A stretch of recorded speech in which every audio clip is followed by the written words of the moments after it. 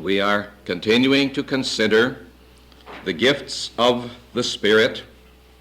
We are presently considering these 9 gifts that are listed for us in the middle of 1 Corinthians, the 12th chapter, or the early part of the chapter.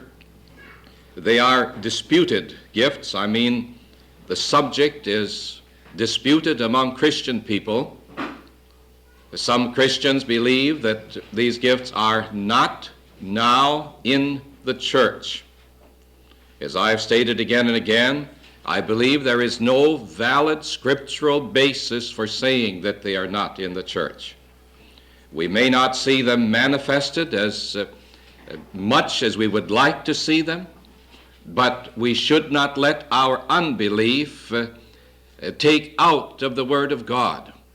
We shouldn't excise from the Word that which we don't believe. It's a little bit too easy to do that.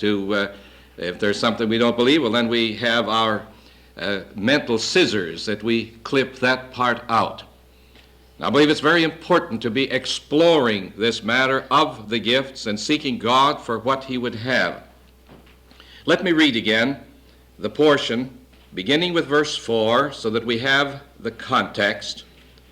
Our text is actually from verse 10, and our subject this morning will be the gifts of tongues and the interpretation of tongues. It's a continuation, an extension of what I presented last Sunday morning on the gift of tongues, this time including that subject and going on with the interpretation of tongues. I might say that this subject in itself is a large one, and I am not, this will be, I believe at the present time, the last message that I bring on this subject in this series on tongues and the interpretation of tongues, but I want you to know that I'm not at all exhausting the subject.